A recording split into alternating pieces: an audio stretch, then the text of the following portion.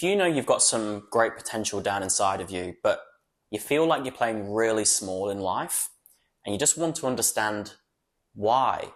Why am I playing so small? This video is for you. So the inspiration as to why I'm making this video was after watching a podcast clip from Chris Williamson, who hosts the Modern Wisdom podcast, and he was interviewing Tim Ferriss. And he asked him, how can we dream bigger in life? What can help us dream and think bigger? And Tim simply goes, you want to look at, well, why are you playing small? Why are you thinking small? And that really just inspired me with 5 reasons as to why we play small, why we minimize ourselves and actually prevent ourselves from playing a really big game in life. And these are the 5 blocks which really held me back. And so I just want to break each one down and riff on them and hopefully give you some insights and ideas into what you could potentially focus on to help you start playing bigger and help you start living into that potential which you know is there deep inside of you. So here we go. The 5 things which are holding you back, which are keeping you playing small, is shame, guilt, comparing yourself to others, those limiting beliefs, those stories you have about yourself and the world, and your fears. So let me break each one down and actually focus on why they're so important and why they're making you play small. So shame. What is shame? Because I think this word is thrown around a lot and a lot of people have different meanings of what shame is and describe it in different ways. And so I just want to give my definition. And so how I like to explain what shame is by firstly talking about its opposite first. So if we have one side of a coin, which is shame, the other side of the coin is pride. So what is pride? Pride is basically those things which we have, those things which we do, or the things which we don't do, which we think are just more positive than negative, more benefits than drawbacks, more upsides than downsides. And basically with pride, these are the things which just make us feel good. And these are the things which we want to show off and tell people about. And with pride, essentially the more people who know about it, the better in our perception. So understanding what pride is, well, shame is basically the opposite of that. So the things we have shame about, so these could be the things which we have or the things which we've done or not done, or maybe things which have happened to us, which we perceive have more negatives than positives, more downsides than upsides, more drawbacks than benefits. These are the things which essentially we don't tell people about. We don't tell many people about. And essentially with shame, it's the less people who know, the better. And with shame, if you've got a lot of shame, what you want to do, what we naturally do is the less people who know, the better. And so what we do is we kind of hide. We like to hide ourselves. We don't want people to know we exist, right? Or we don't want people to find out about who we are and the things we've done or not done. And so if there are all these perceptions of the things you've done or not done, or things that have happened to you, which you feel have more negatives than positives, and you have shame around, you're going to want to hide from the world. And you're going to naturally play small because you just naturally don't want people to see the real you or find out about the real things about you. And so one of my mentors has a really great question or a prompt to help you actually figure out, all those things you're holding shame about. And so he basically says that what you want to do is pretend your life is kind of like The Truman Show. If you've not watched the film The Truman Show, it's a film by Jim Carrey. And basically, he is brought up in this artificial environment where he's in this massive dome. And it's a TV show all about his life. And it started from when he was a kid, from a baby, when he was born. And every single person in this dome is an actor, actress. And they are in on this bit in terms of being part of this TV show. And everyone outside the dome has been watching his life from the get-go. And everybody knows it's a TV show except for him, because the whole thing's around him and they're just playing these secret lives. And basically my mentor, he says, imagine your life is kind of like that. And your whole life has been on a TV show and everyone's been watching it, it's been streaming 24/7 for your whole life. He says, what are those things that you've done or not done? What are those things which have happened to you, which you have shame about and you wish that weren't in that TV show of your life, that people just wouldn't know about?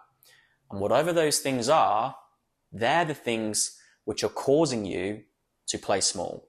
Those are those things you have shame around, you don't want others to find out about. And he says those are the things you want to work on. Second thing, guilt. What is guilt? Because shame and guilt, they're kind of used interchangeably, and a lot of people sort of use them to describe the same thing. The way I like to basically analyze guilt is it's similar to shame, but these are the things that you perceive you've done or not done to others, which you perceive have more negatives than positives, more drawbacks than benefits. So these are things where you may have done something to someone or said something to someone, or you may have caused someone more pain than pleasure, and you feel bad about it. And guilt is one of the biggest things which blocks you from basically building wealth and feeling like you are deserving of wealth, deserving of achievement, because you feel bad. You feel like you've basically caused more harm than good. And what we do in terms of guilt is to compensate for guilt and shame is we are altruistic, and we kind of like to give and basically minimize ourselves to other people to compensate for that.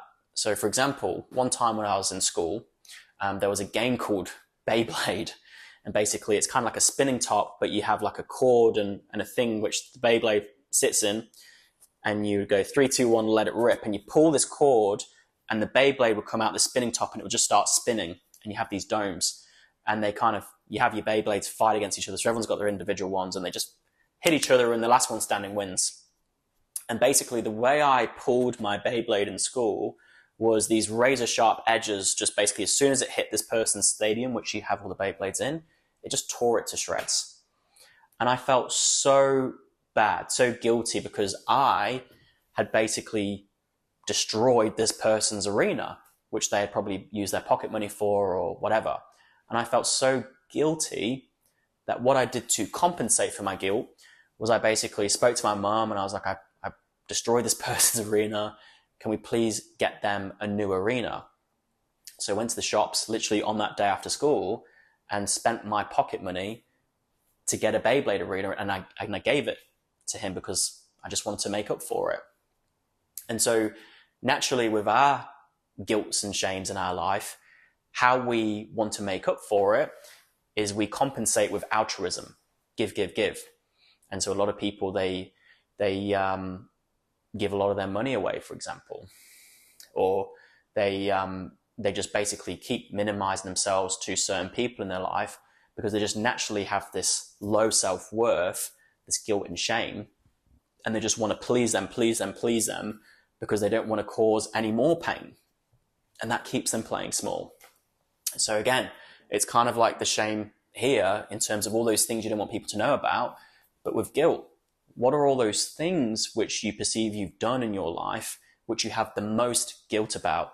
What are those things you perceive you've done to others, which you believe cause them more negatives than positives? Write a list and maybe start doing some work on those things, which I'll get to later in this video. Third thing, comparing yourself. So I want you to imagine we've got 3 buckets of water, and you've got one bucket in the middle, and this is kind of like room temperature water. And then you've got another bucket, which is really icy cold water. You've got some ice cubes in there and it's freezing cold. And then you've got another bucket, and this is really hot water. It's almost close to boiling. And you put your thermometers in, and you know, this one's sort of room temperature, this one's near freezing, and this one is near boiling. And let's say you put both your hands in the room temperature water. You leave your hands in there for a little bit, and it feels the same. Both hands feel the same, room temperature water. Now what you do is, if you take it out and you put your hands in the cold water, one in the cold and one in the hot, you leave it there for a bit and your hands start to adjust to the temperature. And then what you do is you take them out and you put your hands back into the room temperature water. When you put your left hand, the one which is in the cold water, in the room temperature water, the water will feel really hot because, in contrast, it's a lot more warmer than the cold water. It's kind of like if you've ever been in like a cold plunge or a pool, when you go to like a leisure center or something, and then you get in the jacuzzi feels way more hotter than if you just go in the jacuzzi on its own, because you've contrasted to the colder pool. It's the same thing here. And if you had your hand in the hot water, and then basically what you do is you take it out and you put it in the room temperature water is going to feel a lot more colder than it previously did, because again, you've got this contrast.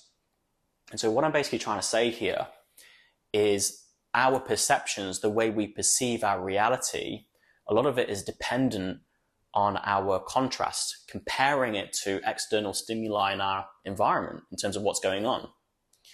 And so it's the exact same thing in terms of why we play small. The reason why I play small is because there's probably people who are out there in the world who we admire, who we infatuate with, who we put on a pedestal. And anyone you basically put on a pedestal, when you're looking up at them, what you've done is you've naturally put them on a pedestal, and that puts you in a pit. And what you do is you naturally minimize yourself and you play small because you think you don't have what they have. You can't see what they have, what they do, what they don't do, the traits they have.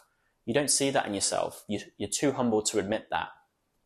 And in contrast to them, their life, the things they have, the things they do, the person they are, you're not as good as them. You're not as smart as them. You're not as intelligent or as good looking as them, or as sort of, they have those sort of traits like they're sort of resilient or well outspoken or can articulate themselves, or they maybe have a lot more status than you, or whatever. Whatever you're admiring them, because you see that and you can't see that in yourself, that's what causes you to play small. And so this is why social media can be so damaging and cause us to really feel quite crap about ourselves and keep us playing small, because there's all these people in our environment on our phones which are just living this amazing life, doing these amazing things, and very simply they're just showing the positives and not the negatives, and we admire that and we wish our life was like that, and we don't appreciate our life and we can't appreciate ourselves, and we just minimize ourselves, and the comparing keeps us playing small. So that's the third thing. The fourth thing is limiting beliefs. So I've done a video on this, and what I'll do is I'll put some links in this YouTube description about the videos I've done on these subjects, so you can go further on these if any of these parts resonate for you. But with limiting beliefs, basically, essentially, these are the stories, these are the ideas, these are the beliefs either you have about yourself and the world, which are holding you back, which are keeping you playing small. I remember years and years ago, Will Smith basically had this quote he said, and he's like, those who say they can and those who say they can't, they're both usually right. And if you just basically have this belief that you can't do something, or if you have this belief that I would like to do that, but I'm not good enough. I'm not good enough to do that.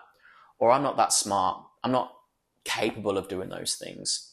You have these certain beliefs or these identities that you hold on to, that's naturally just going to keep you at a certain level.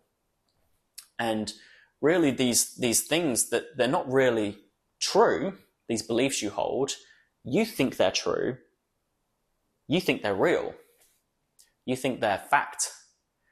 But just because you think it's true doesn't mean it's the truth. Just because you think these beliefs are true doesn't mean it's the truth.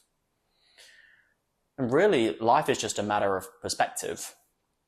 But if you go around life like, for example, like a common saying is a lot of people, they would love to do these certain things, but with money, they say, I can't afford it. They just have these beliefs like, I don't have the money for that. I can't afford it. Well, that immediately just puts this massive brake on their life. They just can't move forward because of just this belief they have. And so whatever beliefs you hold about yourself or the world, those are the things which are going to hold you back and keep you playing small. And if you don't do anything about them, that's going to keep you there. There's a story about an alcoholic dad, alcoholic father or something like that. And he had 2 kids and twins. And they were both twins, and they were both raised with the same dad, the same circumstances and everything. And basically, one of the twins basically turns out to be like homeless and goes through drug addiction and becomes an alcoholic himself. The other twin basically becomes very successful, achieves a lot, and does a lot of amazing things with their life. And they're both asked, what happened? How did you get into this situation? And basically, the person who became homeless and the person who became an alcoholic and a drug addict, they go, I am this way because of my father. Because he was an addict, that's why I'm an addict. The other person, the other individual who grew up to be successful and achieve and make something of their life, or whatever you want to call it, they were asked, how come you create this life for yourself? What happened? And they say, well, my father was an alcoholic. I am because of who I am, because my father was an alcoholic. But more so it was from a perspective that I did not want to become that person. And so someone basically blamed their father, and someone basically used what they saw with their father and just made sure that they didn't become that themselves. And so essentially the moral of that story, just to sort of bring it home, is life is all about perspective and the beliefs we hold. And if you basically hold this belief like the homeless alcoholic individual like that, and you blame, and you basically maybe blame yourself, it's going to keep you playing small. And so really, if you change your beliefs and you have it like the other individual, and you use what's ever happening to you, and you use it as fuel, that can help you start playing a much more bigger game in life.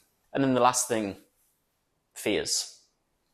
So with fears, the way I define fear is it's you perceiving that something negative is going to happen to you in the future. And anything which we perceive as negative, we naturally want to avoid. Anything we perceive as positive, we naturally want to gain or bring into our life. We want it close to us. Anything negative, we want the opposite. We want to get it away from us. We want to avoid it. We want to push it away. And so essentially, if there's these goals and dreams in your life, there's these things you really want to do, but you have lots of fears associated with that.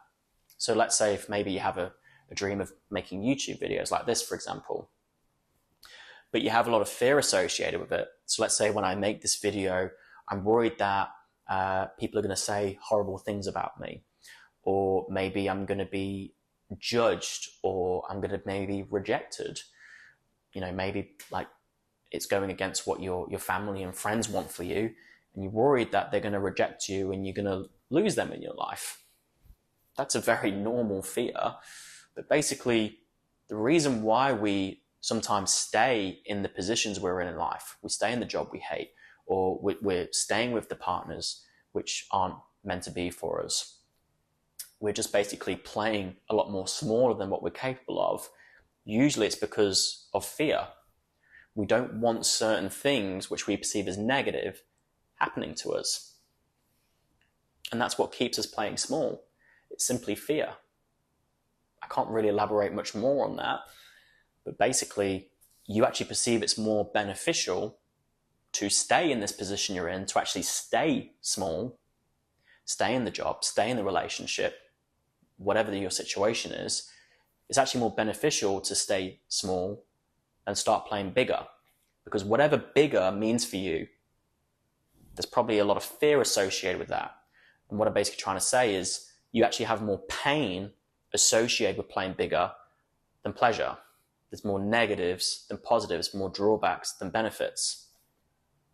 And playing small, you perceive it's more safer, it's more beneficial for you, it's more positive than negative to stay where you are, to play small. And so really, the big block is like fears. And the way I like to analyze it is, and to maybe bring this home, is I think everybody has this incredible potential within them. The way I like to analyze it is your potential you have inside of you is kind of like a dam. There's all this water, millions and millions of tons of water in this dam. And it's just sitting there. And your fears, your limiting beliefs, being too humble to admit what you have in you is, what you see in others is you're just too humble to see that. And all these guilts and shames, it's kind of like a dam. And it's blocking this potential from pouring out of you. And if you basically start dissolving those shames, dissolving those things you feel really guilty about, if you start leveling the playing field and, those things you see in other people which you admire so much, and you just start owning that within yourself, and you pull them down from the pedestal which you put them on, you start changing your limiting beliefs, you start creating more empowering beliefs, and you start unraveling those very stories which have been keeping you playing small, and you really start confronting your fears. You actually go and figure out, what are you so afraid of? And you actually just confront that, and you work on that, and you dissolve your fears. That's kind of like opening the floodgates of the dam. And as soon as these doors open, as soon as these floodgates open, that's when your potential, that's when the water starts not trickling out, it just gushes out of you. And that's when you start playing a much more bigger game in life. That's when you really start showing up as the best version of you. The reason why you're not is because you're just playing small. And these are the 5 reasons which are keeping you playing small. Because it's just safe. You just don't want people to figure out who you are, the things you have shame and guilt about. And those people you look up to, you're naturally minimizing yourself in contrast. And those stories aren't serving you. There's so much you could be doing, so much you could be helping people with, but you've just got these BS stories which are just keeping you playing at this level. And there are just these 1 or 2 fears: the criticism, the judgment, the hate, losing money, losing status, losing safety and security. I don't know, but these things you're fearing, it's why you're playing small, because you just perceive it's more beneficial to stay this way. And you perceive that when you start doing those things you want to do, playing that bigger game, that certain things are going to happen to you which you perceive as negative. That's it. Now, if you actually want to resolve these things, I've actually got a video on comparing yourself, a video on limiting beliefs, and a video on fears, which actually goes into how to actually work on these things so you can actually start playing a bigger game. And what I might do is, if I have the feedback, if I have people basically explaining they would love to know how to actually overcome these things, I might make a video. So if you think I should make a video on that, then leave a comment in this video and just let me know that you'd like me to make it, and I'll do that. But also, if there are some things which are there and you would like some help actually overcoming that, I've got a coaching waitlist. These are the things which I work with my clients every single week. I work on these things, and I've helped people overcome some crazy stuff which they would not want people to know about. But when we've overcome them, life has really changed in a massive way. And not only individuals I've worked with, but this has been me too. And this is why I'm making these videos, because before I wasn't making videos because of these things, especially these two, comparing self and fears. So if you'd like some help with any of these things, there's a link in the description about a waitlist for one-on-one coaching, and just put your name on there. So when I have spots become available, I'll let you know and we can have a chat, and maybe we can work through these things to help you start playing a bigger game in life. So that's the video. If you like this video, make sure to like it. This really helps me out and starts pushing this video out to more people. If you want to see more videos like this to help you start empowering yourself and start playing that bigger game in life, then make sure you subscribe. And lastly, whatever you found most insightful in this video, whatever your biggest insights were, whatever you found most useful, I would love to hear it. So make sure you leave a comment and let me know. And as I said, if you want me to make a video on these two, let me know that too. So thank you so much if you've watched this far. I really appreciate you, and I'll see you in the next video.